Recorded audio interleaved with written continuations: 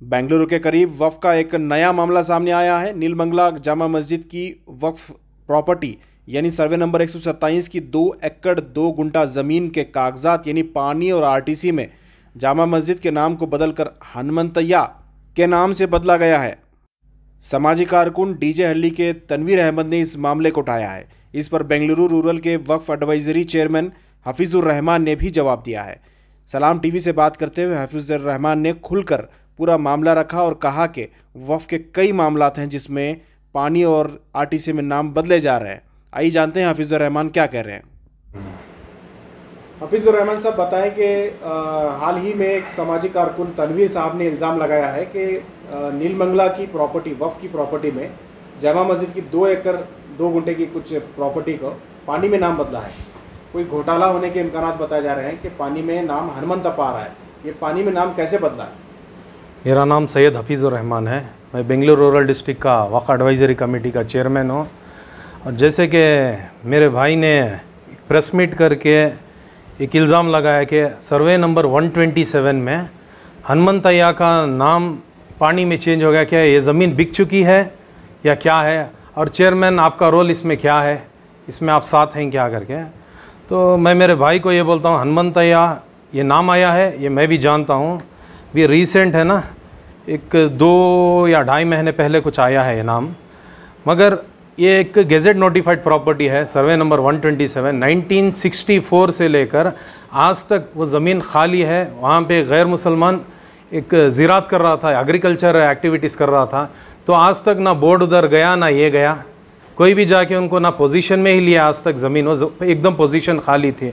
तो नीलमंगला जामिया मस्जिद वाले, मैं चेयरमैन बनने से पहले 10/5/2002 को एक रिक्विजिशन दिया, ऐसा हमारी फ़लानी ऐसी ज़मीन है करके डिस्ट्रिक्ट बोर्ड को, मगर वो उनका रिक्विजिशन लेके ऐसा ही है ना इधर पड़ा था, इस पर कोई कार्रवाई नहीं हो के थी।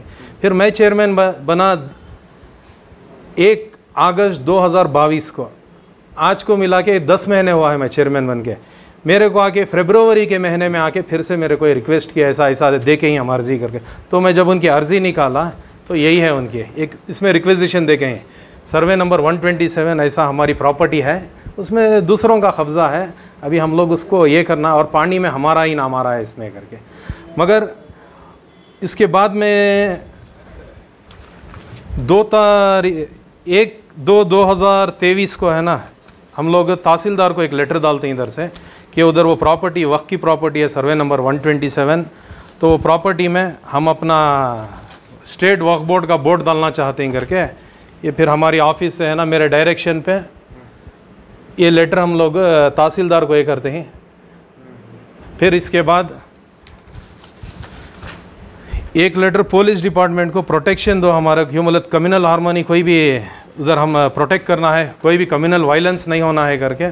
फिर एक और लेटर पुलिस डिपार्टमेंट को भी ये देते हैं, मगर कोड ऑफ कंडक्ट आने की वजह से वो काम ऐसा ही रुक गया था। कोड ऑफ कंडक्ट से 1 या 2 दिन पहले वो पानी में नाम बदलता, जो हमारी नॉलेज में नहीं आया था। रिसेंट फिर कमेटी वाले आके हमारे को बोले कि ऐसा नाम बदल गया है। तो इसमें ना मस्जिद की कमेटी वालों कोई शामिल है इसमें नाम बदलने में, ना स्टेट वक्फ बोर्ड है, ना डिस्ट्रिक्ट वक्फ बोर्ड है, किसी का इसमें हाथ नहीं है। इसमें ये है बोले तो परेशानी है, बोले तो तहसीलदार लेवल में ये चेंज हो गया है नाम। और उसमें पानी में क्या आ रहा है, in order in RP number 109 of 22-23 based on special DC order it has been change to the name of Hanumanthaiah. और ये खुद वक्फ बोर्ड को ही पता नहीं है कि नाम चेंज हो गया है करके। अभी ये उधर मस्जिद के ज़िम्मेदार जब हमारे को आके बोले तो इमीडिएट हमारे को तब मालूम आके चेंज हो गया है, नाम हो गया है। और इसकी वजह क्या है बोले तो ये DC और AC लेवल में है ना, ये आज वक्फ बोर्ड की ज़मीन बोले तो एक माफिया जैसा हो गया है इनको। AC हो, DC हो या तहसीलदार हो, सब वक्त की ज़मीन क्या है, हम लोग गफलत में मस्ती में सोते रहते हैं। तो हमारी ज़मीन खुली पड़ी, तो जब मौका था हम बचा ये उसको कंपाउंड नहीं कर रहे हैं, पोजीशन में नहीं ले रहे हैं, खाली रख के उसमें गैर की निगाह पड़ती है।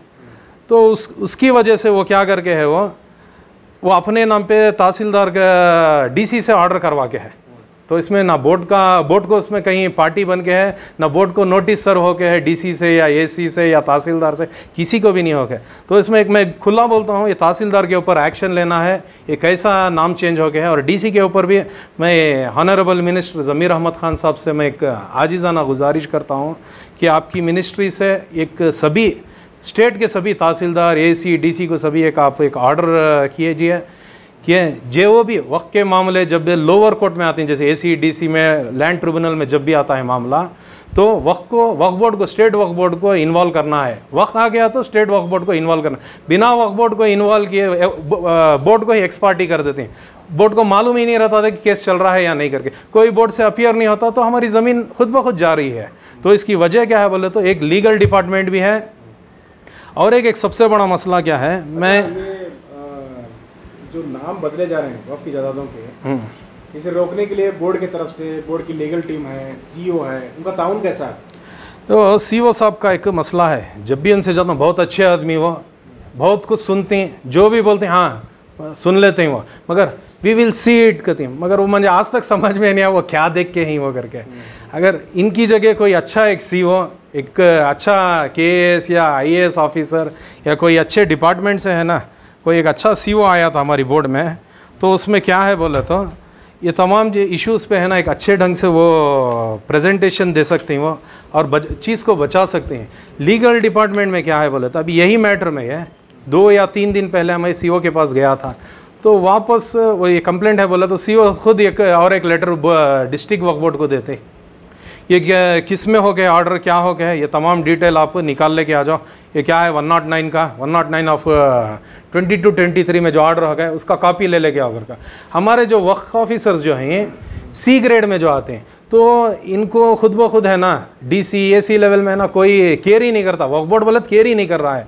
तो एक सीईओ है ना, एक चीफ एग्जीक्यूटिव ऑफिसर, एक गेजेटेड रैंकिंग में आते हैं, तो सीईओ की जिम्मेदारी रहती है कि वो खुद डीसी को लेटर लिखे कि हमारे को ये चीज़ की ज़रूरत है, हमारा लीगल डिपार्टमेंट वाला आएगा, उसको ये चीज़ आप दो करके। ये सीईओ का काम है ये। अगर कोई जा कंप्लेंट करे, देखेंगे करेंगे करके, और लीगल डिपार्टमेंट भी इतना सुस्ती में जी रहा है, पता नहीं क्या है। कोई भी चीज़ को एक ओपिनियन को आप दो 3 महीने टेबल पे ही पड़े रहती है उनकी फाइल में। और पिछली बार भी जब हमारे डिस्ट्रिक्ट वक्फ एडवाइजरी कमेटी चेयरमैन्स की जब मीटिंग हुई थी KMDC भवन में, मैं आप ही के ज़रिए एक स्टेटमेंट दिया था, मैं लापरवाही हो रही है, डिले ऑफ वर्क, लापरवाही बहुत हो रही है, और पूरे बोर्ड के अंदर है ना सुस्ती मस्ती ज़बरदस्ती में जी रही हैं वो लोग। उनको ये दिमाग में भी नहीं आता कि हम तनख्वाह खा रहे हैं, कम से कम वक्त का हक़ तो अदा करें करके। बोर्ड की स्टाफ को ये यही नहीं है। और बहुत सारे अच्छे ऑफिसर भी, मैं ये नहीं बोल रहा हूँ कि सभी बोर्ड के ऑफिसर ख़राब हैं करके, बहुत सारे जज्बा रखने वाले ऑफिसर भी हैं, मगर बहुत सारे लोग की सुस्ती की वजह से आज ये कर रहे हैं। और मैं चेयरमैन बन के इधर 9 महीने हुआ, 10 महीने हुआ है। मैं 1/8/2022 को मैं चेयरमैन का ऑर्डर, मेरा एग्जीक्यूटिव ऑर्डर साइन हुआ, 2/8/2022 को मैं चार्ज लिया। चार्ज लेने के बाद आज तक 10 महीने के अंदर 4 वक्फ ऑफिसर को बदल गए हैं। एक वक्फ ऑफिसर अगर कोई डिस्ट्रिक्ट में आया तो उसको कम से कम 1 साल डिस्ट्रिक्ट समझने में लगता है, क्यों बोले तो 4 तालुक आ रहे हैं, 4 तालुक बहुत बड़ा है ऐसा। तो उसमें हमारे पास हर 4 महीने में एक वक्फ ऑफिसर, और इससे पहले एक वक्फ ऑफिसर थे 6 साल के लिए, तहसीन तायरा करके, उन्होंने कुछ भी काम ही नहीं किया इधर। उनको मौका बहुत अच्छा था, अगर वो बोल रहे ना कोई घाव हो गया तो पहले ही उसको घाव को देख लिए तो वो घाव है ना आगे बढ़ता नहीं और घाव बड़ा नहीं होता। मगर ये लोग है ना उसी वक्त में, अगर हम लोग ये लोअर कोर्ट में ACDC लेवल में हमारा वक्त पे हम हाजिर होके उधर हमारा प्रेजेंटेशन रख के रहते तो आज हमारी ये हालत नहीं रहती थी। वो अटेंड ही नहीं किए। और जो भी है ना मेन मसला आता ही इधर से, अगर लोअर कोर्ट में यहाँ हार गए तो हाई कोर्ट का भी सेम ऑर्डर आता है हमारे खिलाफ। जब लोअर कोर्ट में हमारे खिलाफ आया तो हाई कोर्ट में भी यही आता है। अच्छा ये बताइए, 2019-20 के बाद में बहुत सारे ज़मीन जो है सरकार ने एक्वायर कर रखा है, तो इसका मुआवजे के लिए, कंपनसेशन के लिए क्या बोर्ड की तरफ से कुछ आप कोशिश की गई? आपके जो अहाते में आने वाले ज़मीनें हैं वो एक्वायर हुए हैं बहुत सारे, तो क्या अपडेट है उसका? बोर्ड को खुद मालूम नहीं है कि बोर्ड की ज़मीन किधर है करके। हमारे पास सिर्फ बोर्ड में जाओ एक नाटक चलता है, गेजेट नोटिफिकेशन, वंस वक्त ऑलवेज वक्त बोलती हैं, मगर है ना वंस वक्त ऑलवेज वक्त बोलती हैं। ये कब? जब ज़मीन हमारे पास है। तो ज़मीन ही हमारे पास नहीं है, हमारी ज़मीन रहती है, कोई दूसरा उधर रहता है ज़मीन में। हमारे पास यही सबसे बड़ा मुद्दा है। और लैंड इतनी अक्वायर हो गया है हमारी। अभी आप होसकोटे से लेके नेलमंगला तक जो 4 तालुक हो के रिंग रोड आ रहा है, उसमें भी बहुत सारी हमारी ज़मीनें जाके है। जैसे कि उसमें है ना दोडबेलंगाना में हो, फिर इसमें है बूदीगेरे में, बहुत सारी जगह है। और KIDB में तकरीबन हमारे एक 10 से 15 ज़मीन अक्वायर हो गया है, जहाँ पे वक्फ की ज़मीन है, मगर वो ज़मीन वक्फ में है करके सिर्फ गेजेट में एक ही है, वक्फ बोर्ड को मालूम नहीं है कि किधर है, और उसका कोई केयर टेकर नहीं है। ये चीज़ पे भी मैं CO को एक रिक्वेजिशन दिया था, एक 4 सर्वे ऑफिसर दो हमारे को 15 दिन के लिए। हम लोग खुद डिस्ट्रिक्ट कमेटी से है ना 4-4 लोग मिलके हमारी ही गाड़ी में हम लोग घूम के फिर के वो किधर ज़मीन है ट्रेस करेंगे, क्या है कंडीशन में, किधर है। बोले CO से कुछ भी रिस्पॉन्स ही नहीं मिला। तो मैं ये पहले तकरीबन मेरे पास रिक्वेजिशन भी है वो CO को जो दिया था मैं ये, मगर उसमें अजीम साहब हमारे को फिर मैं क्या इधर से कोई मदद नहीं हो रही है करके KIDB में हमारे तकरीबन है ना 2.5 करोड़ रुपए तक कंपनसेशन हमारा क्लेम होने का दूसरों केस में जा रहा था। तो फिर KID में इनको जितनी भी ज़मीन ये हुई थी, तो हम लोग उधर जाके फिर कंप्लेंट करके उधर अजीम साहब से भी माइनॉरिटी कमीशन से फिर हम लोग उधर एक लेटर डलाए थे, फिर तहसीलदार को भी लेटर डलाए थे। तो उसमें ख़ुद में ओपन एलिगेशन भी किया था, इसमें तहसीलदार का इन्वॉल्वमेंट है। इसीलिए ये दिन पे दिन जैसे कि जब कंपनसेशन क्लेम होना है उस वक्त हमारा पानी में नाम चेंज हो रहा है। वजह क्या है? तहसीलदार उसमें पूरे ढंग से इन्वॉल्व है, और ये तहसीलदार इन्वॉल्व नहीं होना, तो मैं ज़मीर साहब से फिर एक बार गुजारिश करता हूँ कि ऑनरेबल मिनिस्टर एक कौम का जज्बा रखने वाले, जो पूरा कर्नाटक उनको हमारा लीडर करके मानती है, तो मैं उनसे आजिज़ानी गुजारिश करता हूँ तमाम ACDC को एक उनकी तरफ से एक ऑर्डर हो के वो ये कोई भी चेंजेस का मामला है तो पहले वक्फ बोर्ड को इन्वॉल्व करें। अच्छा, स्टेट वक्फ बोर्ड में लीगल सेल कितना स्ट्रांग है, और अभी जो रिनोवेशन किए हैं ऑफिस 2 करोड़ रुपए की लागत से, उसे कैसे देखते हैं आप? 2 करोड़ रुपए स्टेट वक्फ बोर्ड की बिल्डिंग को लगाने की ज़रूरत नहीं थी। क्या है, बिल्डिंग ऑलरेडी है, जो है बिल्डिंग उसी में अच्छे से काम हो सकता था, मगर है ना अच्छी ऑफिस, अच्छा हर चीज़ दिखने में अच्छा लग रहा है, मगर उधर काम अच्छा नहीं हो रहा है। वही जो 2 करोड़ रुपए जो रिनोवेशन बिल्डिंग को लगाई, चेयरमैन कैबिन को, इसको उसको जो लगा के हैं, वो बैठने के लिए जो बने, उसकी बदल हर डिस्ट्रिक्ट में 31 डिस्ट्रिक्ट्स में एक लॉयर, अगर डिस्ट्रिक्ट में जैसा वक्फ इंस्पेक्टर रहता है, वक्फ सर्वेयर रहता है, वक्फ ऑफिसर रहता है, SDA रहता है, ऐसा हर डिस्ट्रिक्ट में एक लॉयर, 2 करोड़ रुपए की जो लागत जो वक्फ बोर्ड में लगी है बिल्डिंग में, उसकी बदल अगर लीगल में लगाया रहता तो एक लॉयर हर डिस्ट्रिक्ट को दे। एटलीस्ट हम जो बेसिक ग्रास लेवल में जो हमारा वक्फ को जो प्रोटेक्शन कर सकती हैं, ACDC लेवल, लैंड ट्रिब्यूनल में, इधर हम लोग हमारे लॉयर को हमें खुद फॉलो करके भेज सकते हैं। चलो हाई कोर्ट का चलो बोर्ड देख लेगा, एक अलग बात, मगर लोकल लेवल में तो हम लोग वक्त को ग्रास लेवल में ही बचा सकते हैं, मगर ये हो नहीं रहा है आज, और मेरे हिसाब से वो 2 करोड़ रुपए लगना उधर बेकार है।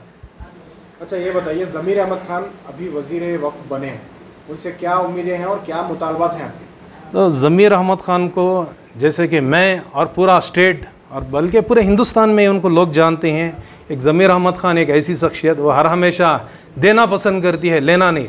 तो मैं उनसे उम्मीद यही रखता हूँ कि वक्फ बोर्ड के लिए वो जब तक मिनिस्टर रहेंगे इंशाअल्लाह ज़्यादा ही देंगे। और हमारे पास फेंसिंग कराने की बहुत सारी हमारी जो एकदम खाली ज़मीन है, जो क्लियर टाइटल ज़मीन है, इन तमाम को फेंसिंग की ज़रूरत है। क्यों बोले, एक तकरीबन 3-4 साल से ग्रांट में है ना बड़ा घोटाला हो रहा है, कमीशन बेसिस पर ग्रांट्स होते थे।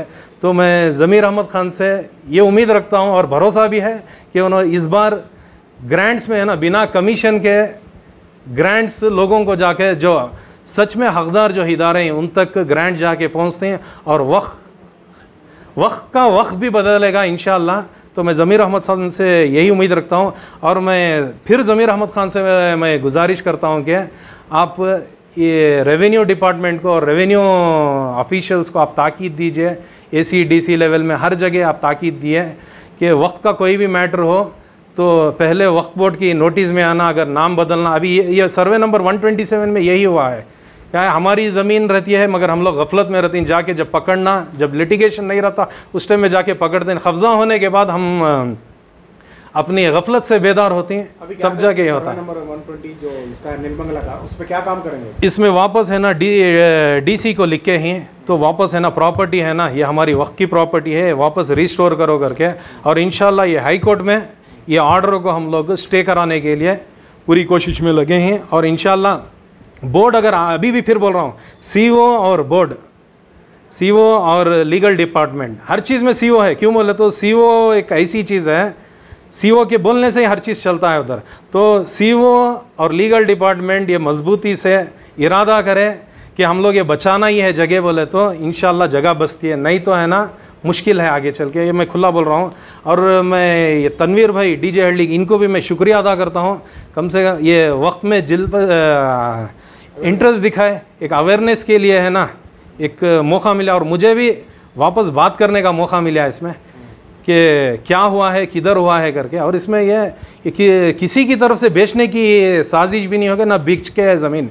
ये क्या है, ये गफलत हमारी स्टेट वक्फ बोर्ड की गफलत, लीगल डिपार्टमेंट की गफलत। क्यों बोले तो हमारा गेजेट 1964 में बना है, सिर्फ हमारे पास गेजेट है, मगर हमारे बोर्ड को और डिस्ट्रिक्ट को मालूम नहीं है कि हमारी प्रॉपर्टी किधर है, प्रॉपर्टी किस हालत में है, हमारा खाता अपडेट हो गया है क्या, हमारे रेवेन्यू टैक्स वक्त पे जा रहे हैं क्या, इस पे कोई ये नहीं कर रहा। आज वक्फ बोर्ड वाले तो सिर्फ क्या समझ लें, एक मस्जिद की कमेटी, ये मदरसे की कमेटी, जो बड़ा इदारा है इसकी कमेटी बना दिया, यही बोर्ड करके समझ लें, मगर असल में है ना वक्त की प्रॉपर्टी बचाना ये वक्फ बोर्ड है। तो मैं फिर ज़मीर अहमद खान साहब से एक ही गुजारिश करता हूँ, वक्त आज बचाने के लिए आपकी बहुत ही ताउन की ज़रूरत है। पहली रिव्यू मीटिंग में ही बोला है कि जो भी करप्शन करना चाहते हैं वो वक्फ बोर्ड छोड़ दें। नहीं, मैं वो सुना उनका स्टेटमेंट, वो बहुत अच्छा स्टेटमेंट में है और बहुत अच्छी बात बोल गए हैं। गैर हाजिर थे उस मीटिंग मैं उसमें गैर हाजिर होने की वजह क्या है बोले तो, उस दिन हमारे को ऑफिशियली इनवाइट ही नहीं करके थे। ये सीओ की जिम्मेदारी होती है, अगर एक स्टेट के मिनिस्टर, वो भी वक्त के मिनिस्टर, कंसर्न मिनिस्टर जब बोर्ड को आ रहे हैं तो उनकी पूरी जिम्मेदारी है कि वक्त मिनिस्टर आ रही, you have to be present at the time. ये सीओ की तरफ से हमारे को एक इनविटेशन आना था, नोटिस आना था, ऐसा फलाने दिन आ रही। इससे पहले डिस्ट्रिक्ट वक्फ बोर्ड के चेयरमैन की मीटिंग हुई थी, तो उस टाइम में सीओ की तरफ से ऑफिशियली बुलाए थे, इनवाइट करे थे, तो हम लोग गए, क्या हमारे ग्रीवेंस है सब बोले। और ख़ास तौर है ना खाते, मैं कमेटी के इश्यूज़ में तो मैं पढ़ता ही नहीं, जो भी है ना लैंड रिलेटेड इश्यूज़, जो भी हमारा खाता अपडेशन, इसके ही चीज़ में। और मैं इमीडिएट में चेयरमैन बन के बैठते ही हम लोग 541 प्रॉपर्टीज़ को हमारा पूरे डिस्ट्रिक्ट में, बेंगलुरु रूरल डिस्ट्रिक्ट में 541 प्रॉपर्टीज़ हैं 4 तालुक में, सभी के ऊपर खाता अपडेशन के लिए हम लोग पहले डाले। और अल्हम्दुलिल्लाह उसमें हमारे को होसकोटे तालुक में उधर बहुत अच्छा सपोर्ट भी मिला, एडमिनिस्ट्रेशन लेवल से बहुत अच्छा सपोर्ट भी मिला। और हमारे 217 प्रॉपर्टीज़ अपडेट भी हैं, अभी भी बैलेंस है ना 324 अपडेट होना बाकी हैं। तो उसमें इंशाल्लाह आने वाले वक्त में इसको भी हम कोशिश करेंगे अपडेट करने। और एक इशू है इसमें, अभी तो KIDB से जो हमारी लैंड एक्वायर हुई थी, हमारे को मालूम ही नहीं था, बोर्ड को मालूम ही नहीं था कि लैंड एक्वायर हुई करके। एक नीलमंगला के 4-5 नौजवान आके हमारे को ऐसा बोले, ऐसा फलाना सर्वे नंबर करके। तो हम लोग जाके फिर उसमें जाके KIDB में इसमें सब जाके कंप्लेंट करने हैं, पर फिर उधर से एक रिस्पांस मिले, आपके क्या डॉक्यूमेंट्स हैं आप लेके आओ करके। फिर हमारे को पार्टी बनाए, तकरीबन 2.5 लाख रुपये कंपनसेशन ये गैरों के नाम पर जाता था। और इधर भी बहुत सारी जगह तहसीलदार लेवल से, नीलमंगला का जो तहसीलदार है हर जगह घोटाला कर रहा है, हर जगह वो क्या है पानी में नाम बदलता। और पानी में नाम भी कब बदल, जब कंपनसेशन रिलीज होने 1 साल या 6 महीने हैं उसी वक्त में होता है कि ताकि हम लोग बोर्ड से कुछ भी ना कर सके। तो हर वक्त ये हो रहा है, तो ये चीज़ रुकना है। तहसीलदार का तो मेरे को नाम नहीं, मगर मैं अब्दुल अजीम साहब से है ना, उनको सब है ना बहुत सारे बार मैं कंप्लेंट करके है ना, खुद तहसीलदार के नाम पे ही मैं किया था कंप्लेंट करके। और है ना रेवेन्यू रिकॉर्ड्स पूरे हमारे रिस्टोर करने के लिए मैं बहुत सारे बार उनको रिक्विजिशन भी दिया हूँ। तो इसमें सभी पूरे लेटर्स हैं ना, तो तहसीलदार के ऊपर मैं खुद है ना माइनॉरिटी कमीशन चेयरमैन को है ना कंप्लेंट करके हूँ।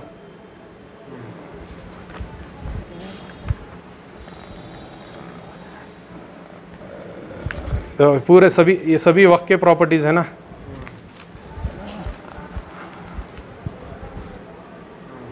ऐसा तो ज़रूरत है ये एक आदमी से या 21 आदमी की DWAC की कमेटी से होने का काम नहीं है। और DWAC को वैसा भी इधर कुछ पावर देखने आज तक है ना, CO साहब से हमारा वर्क चार्ट नहीं देखे हैं, क्या आपका काम करके वर्क चार्ट नहीं देखे। मगर फिर भी अल्हम्दुलिल्लाह बहुत सारे जो हमारे एक्स चेयरमैन्स हैं, स्टेट बोर्ड के भी एक्स चेयरमैन, उनकी तमाम की ताकीद से उनकी सरपरस्ती में हम लोग काम कर रहे हैं।